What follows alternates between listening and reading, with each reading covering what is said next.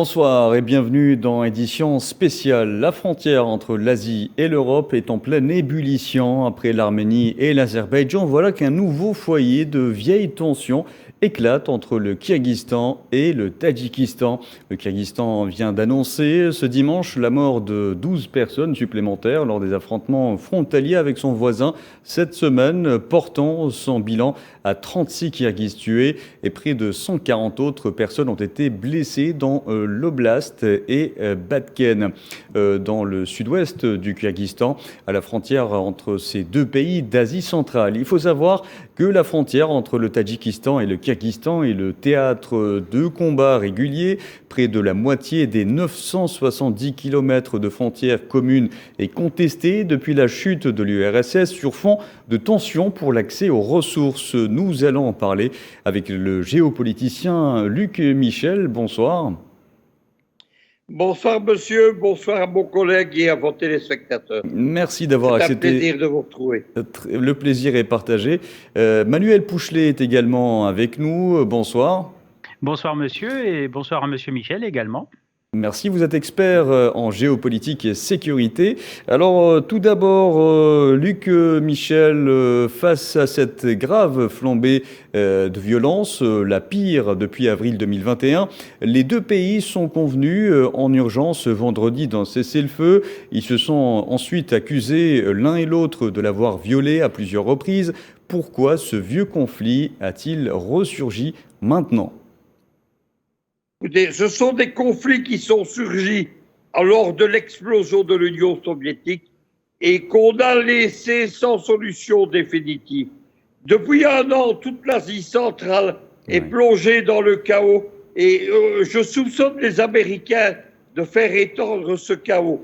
Ils profitent à ce moment-là que la Russie a les mains occupées ailleurs, en Ukraine notamment, et en même temps, il y a un facteur d'instabilité qui est créé par la Turquie, qui étend la politique de l'OTAN dans toute l'Asie centrale.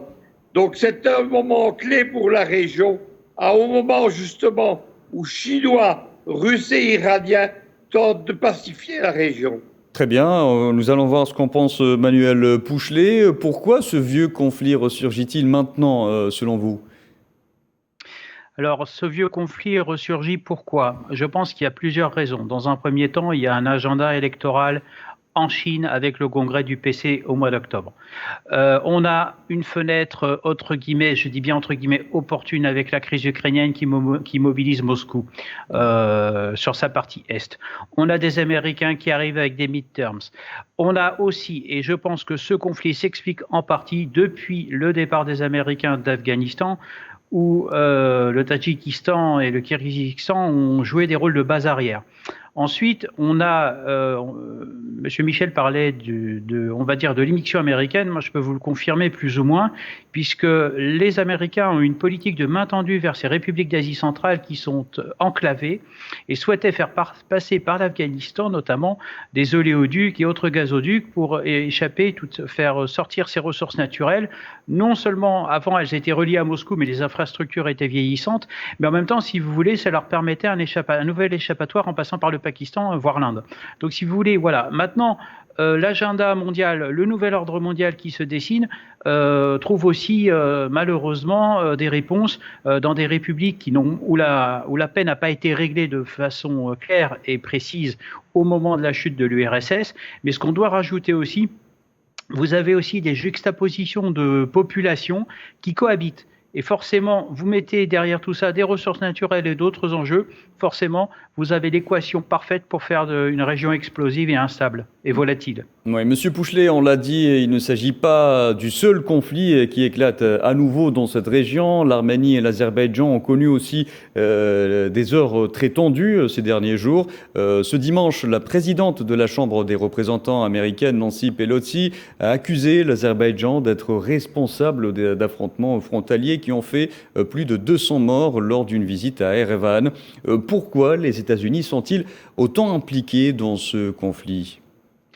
Les États-Unis, de toute façon, cherchent ce qui attire les Américains dans cette affaire-là, c'est une stratégie qui est établie contre la Russie, dans un premier temps. Dans un second temps, ce qui attire aussi les Américains, c'est qu'ils sont pas si loin que ça. Vous avez des forces américaines qui sont positionnées, excusez-moi, au Moyen-Orient, fait bien qu'ils peuvent régulièrement se charger de faire des opérations de contre-ingérence, etc., si vous voulez.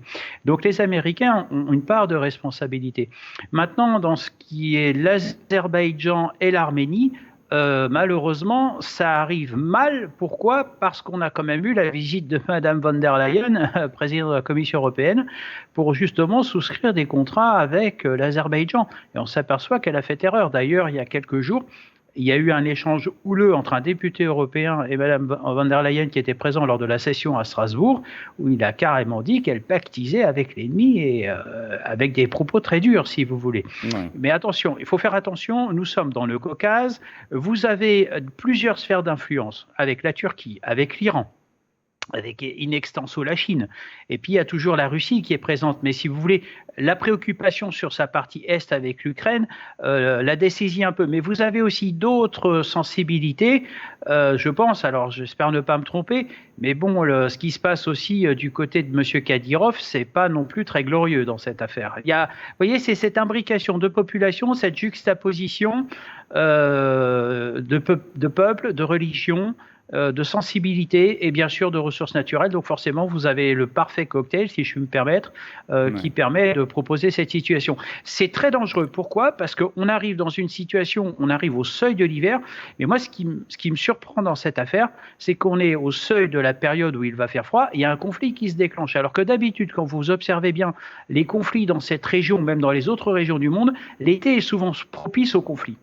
Très bien, très bien. Donc nous allons retrouver de nouveau Luc Michel. Luc Michel, nous l'avons dit, il y a aussi l'Arménie, le conflit entre l'Arménie et l'Azerbaïdjan, un conflit où les États-Unis sont très présents.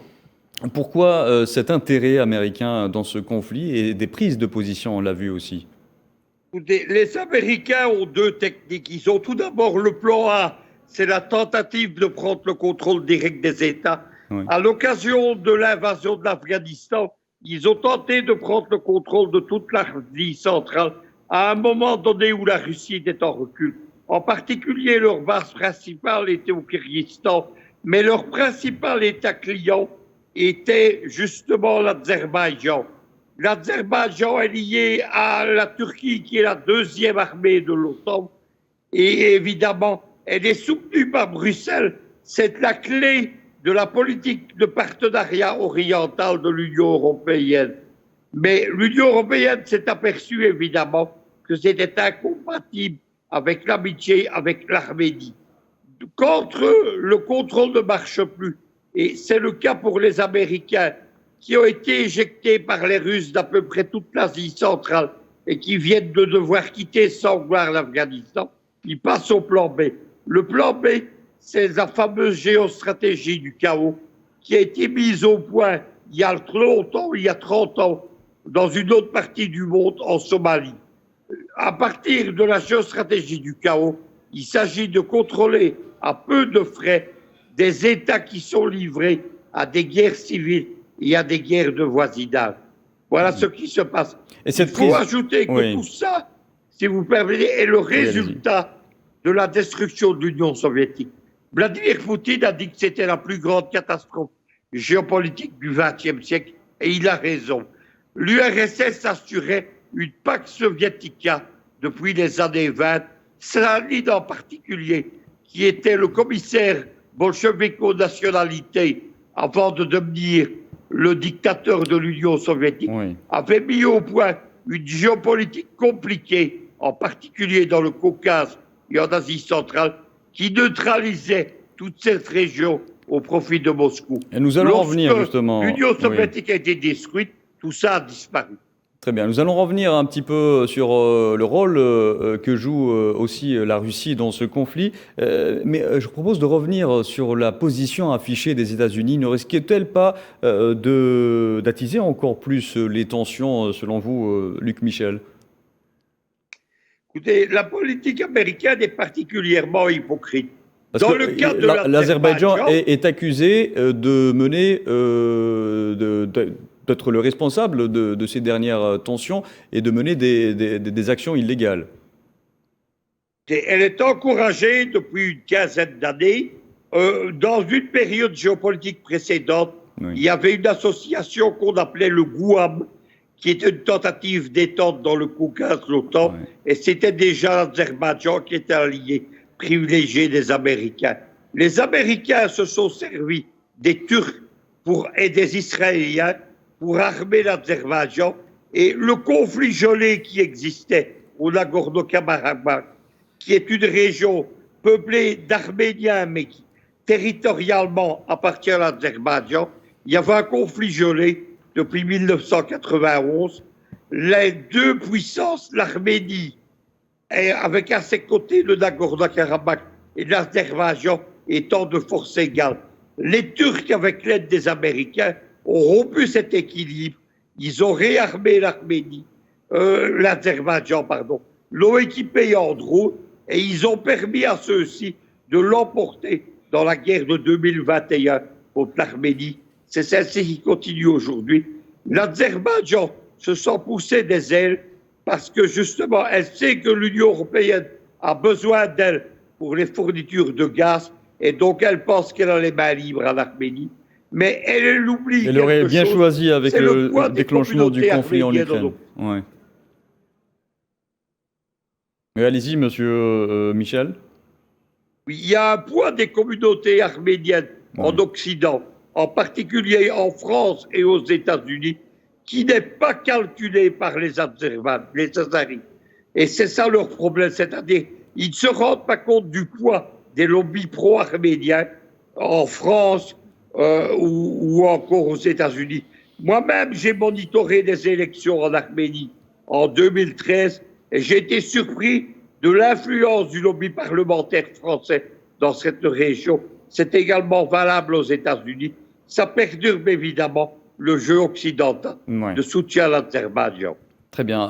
Je reviens vers vous, Manuel Pouchelet. Pendant que Washington, on l'a vu, prend clairement position dans ce conflit, Moscou, de son côté, appelle à la désescalade, que ce soit entre l'Arménie et l'Azerbaïdjan ou entre le Kirghizistan et le Tadjikistan. Quelle lecture en faites-vous ?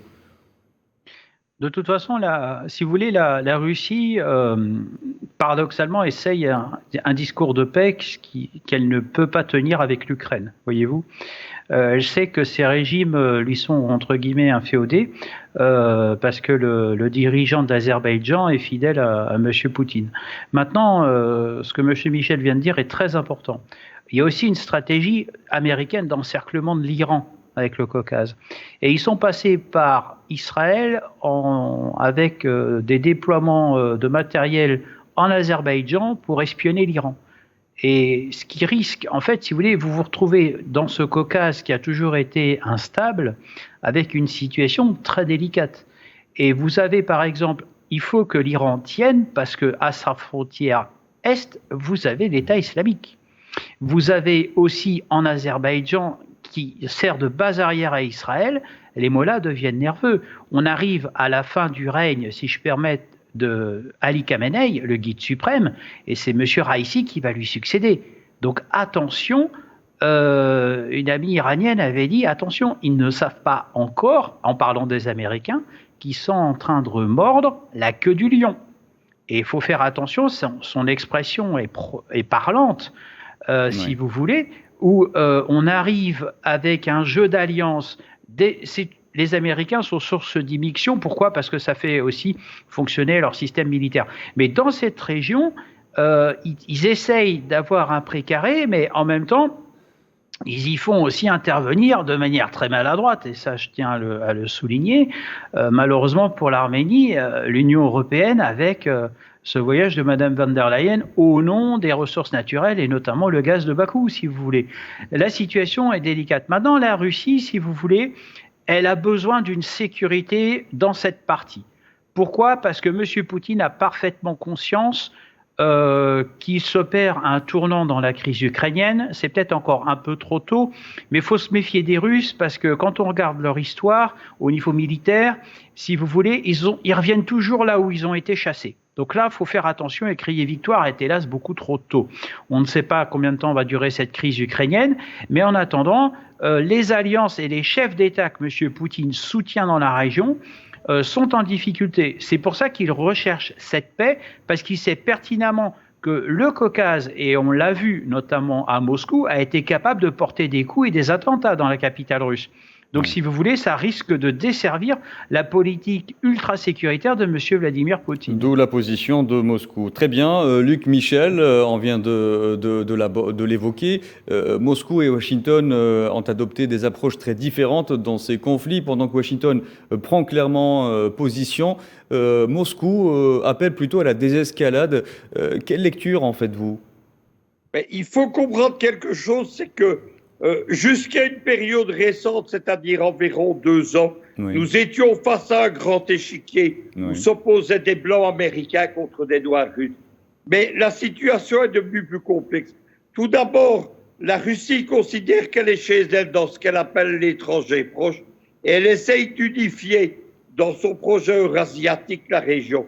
Mais l'Arménie était une alliée traditionnelle de la Russie.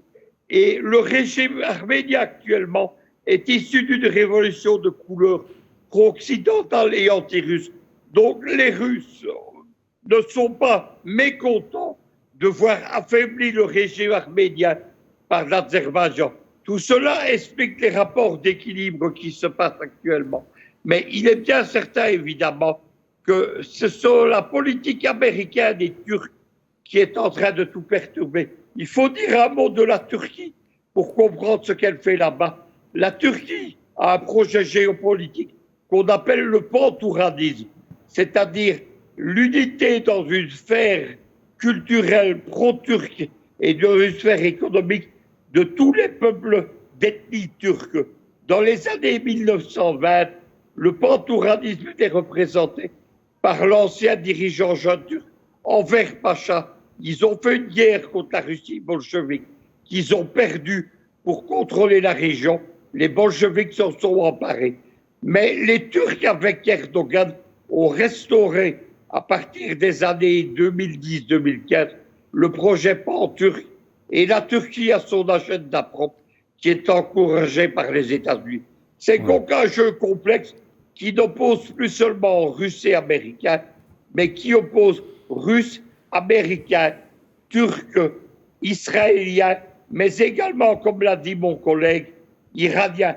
Les Iraniens ont une longue frontière avec l'Arménie. Ils ont des accords, ils soutiennent Yerevan. Mais paradoxalement, vous savez que l'Azerbaïdjan est constitué de 2 parties du même État, séparées par l'Arménie. Ce que l'Azerbaïdjan voudrait, c'est rectifier les frontières et supprimer la frontière commune de l'Arménie avec l'Iran, ce qui est inacceptable pour les Iraniens, mais aussi pour les Russes. Très bien. Luc Michel, il y a un autre aspect que je voudrais aussi aborder avec vous. On a comme l'impression que les foyers de tension dans cette zone qui sépare virtuellement l'Asie de l'Europe éclatent au moment où le débat sur l'Eurasie a ressurgi. Qu'en pensez-vous ?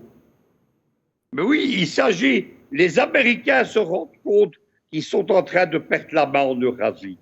Le dernier sommet de l'OCS, elle a vu une relation amicale de Poutine, de Xi Jinping et de Raisi, contrairement à ce que racontent certains médias européens. Est-ce dû, selon vous, justement, à ce rapprochement entre Russes et Chinois ? Eh bien, il est très étroit et la Chine, d'ailleurs, a laissé entendre qu'elle était en train de renoncer à sa neutralité dans le dossier ukrainien.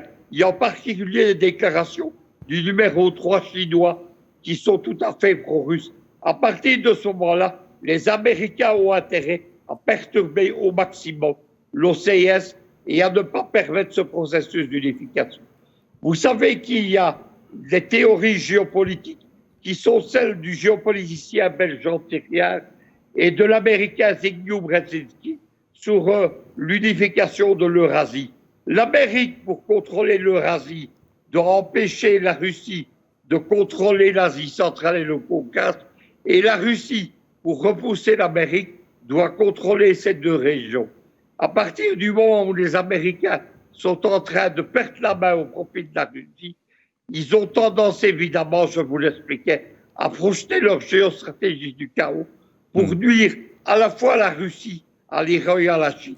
En particulier, en quittant l'Afghanistan, Ils ont laissé véritablement des mines géopolitiques qui empêchent les Chinois, les Russes et les Iraniens de tirer parti de la défaite américaine en Afghanistan. Très bien. Manuel Pouchelet, je reviens vers vous. Ces régions conflictuelles sont très proches de la Russie et de la Chine. Ces deux puissances mondiales montent au créneau pour exiger un monde multipolaire, voient leurs frontières et les pays avoisinant leurs frontières en conflit. Pensez-vous qu'il y a un lien entre les positions actuelles de ces deux puissances et ces conflits en Asie centrale ? Écoutez, si vous voulez, la situation conflictuelle est claire. Ouais. L'objectif, on sous-entend, on vient de l'évoquer avec M. Michel, la main américaine. Je pense qu'ils sont déjà, les Américains, j'entends, sont déjà en train de tester la nouvelle alliance qui s'est mise en place le 19 juillet dernier entre l'Iran, la Turquie et la Russie. Et bientôt l'OCS Alors, voilà, oui. L'OCS, si vous voulez, c'est un petit peu différent parce qu'au sein de l'OCS, vous avez aussi des luttes intestines, notamment entre l'Arabie Saoudite et la Russie concernant le prix du pétrole, où ils se sont jamais mis d'accord. Je rappelle qu'en juin 2020, M. Poutine a eu des échanges assez houleux avec Mohamed Ben Salman à ce sujet, où M. Mohamed Ben Salman a été obligé de faire un pas en arrière. Mais attention, l'OCS, c'est différent, c'est un géant au pied d'argile avec des luttes de rivalité et de querelles d'ego.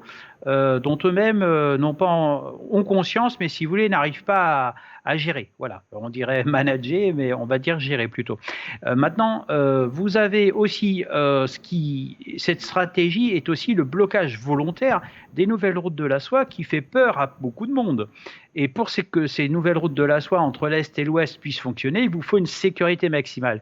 Donc, créer le chaos dans le Caucase et cette stratégie du chaos, et elle s'explique, si vous voulez. Comme dirait le proverbe iranien, résolu, l'équation paraît plus simple.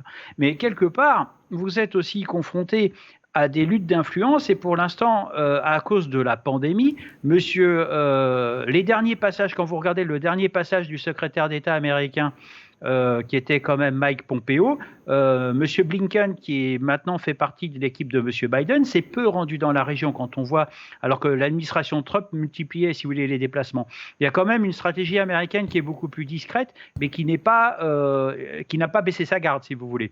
Donc maintenant, attention, cette situation de pays qui sont condamnés à s'entendre. Ils sont condamnés à s'entendre parce que, je le rappelle, ils n'ont pas d'accès à la mer. Et forcément, ils ont des richesses, ils ont des enjeux. Et cette violence qui s'exprime en ce moment, malheureusement, fait partir des populations. Et les populations, elles vont où ? Elles vont dans les pays limitrophes. Et résultat, si vous voulez, en termes d'insécurité, cette insécurité se propage aussi ou contamine les pays voisins.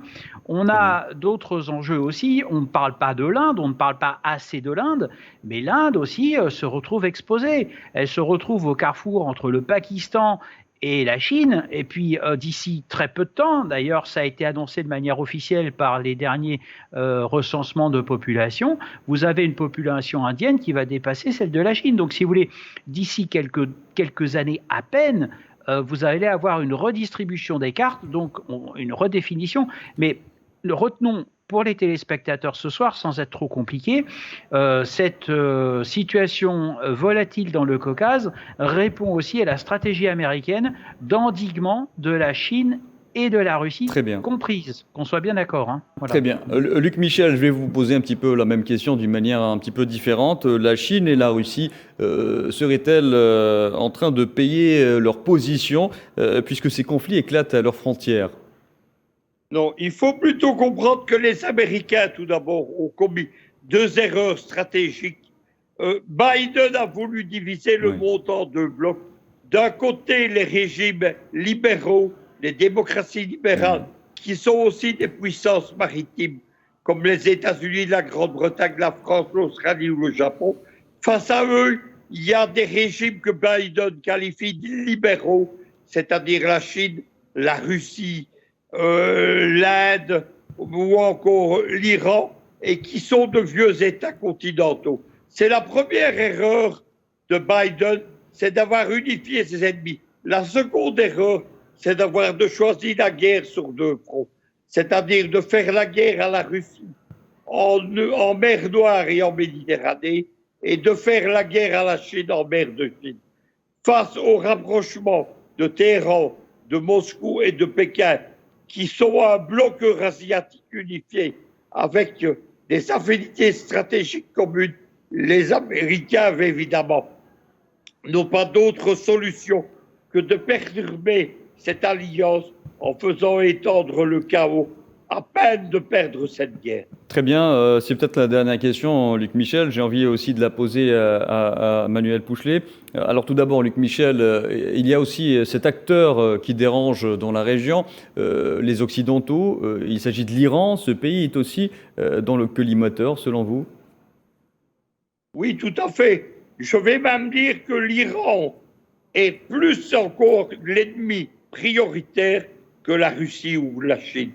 Tout simplement parce que contre l'Iran, il y a un lobby très bien structuré aux États-Unis. Il y a également le lobby à impact pro-israélien aux États-Unis qui accuse l'Iran de préparer une bombe atomique et de vouloir en finir avec Israël, ce qui est de la pure propagande. Et les États-Unis ont accusé l'Iran d'être l'épée géopolitique de la Russie dans la guerre des hydrocarbures. À partir de ce moment-là, les Américains veulent en finir avec Téhéran. Il faut savoir aussi que la géopolitique iranienne, elle est fort changée depuis 5 ans. Auparavant, la géopolitique iranienne était une géopolitique religieuse basée sur le soutien aux communautés chiites et elle servait les Américains. C'est la fameuse théorie américaine du croissant chiite qui était destinée à briser le monde musulman face donc au monde sunnite. Mais depuis 2015-2016, les Iraniens font une géopolitique traditionnelle. En Liban, par exemple, le Hezbollah chiite est allié aux chrétiens libanais de Michel Aoun et aux laïcs libanais du parti syrien libanais de bassistes. C'est la même chose en Syrie. En Syrie, les bassistes laïcs sont alliés aux Iraniens et sont également alliés aux communautés chrétiennes. Très bien. C'est la même chose au Yémen. Au Yémen, Ansar-Allah, qui sont les chiites yéménites, sont alliés au reste du régime sunnite du président Saleh, qui est du cette géopolitique effraie les Américains. J'aimerais poser la même question à Manuel Pouchelet avant de nous quitter. Et rapidement, Monsieur Pouchelet, il y a aussi cet acteur incontournable dans la région qui est l'Iran. Est-il aussi dans le collimateur des Occidentaux, dans l'éclatement de ces conflits? De toute façon, l'Iran confronte les Occidentaux à leurs contradictions. Pour faire court, si vous voulez, si je peux me permettre, de toute façon, la stratégie américaine ne paie pas, puisque le pays est sous loi César, il y a une paupérisation de la population iranienne. Mais si vous voulez, depuis l'arrivée de M. Raisi, attention, l'influence iranienne est en pleine expansion. On a même des craintes, on a même entendu, il faut savoir que M. Biden n'aime pas Mohammed Ben Salman, et résultat, on a une Arabie Saoudite qui commence à se rapprocher et à s'entendre, si vous voulez, avec l'Iran. Si vous voulez, là, quand vous regardez la réversibilité de la région, ainsi que sa volatilité, la réponse est simple. Tout pour l'instant concourt à nous faire croire, et ce qui est vrai d'ailleurs, que la stratégie de la région, qui cherche son émancipation du joug américain et de leurs immixtions prégnantes, la population ne le supporte plus.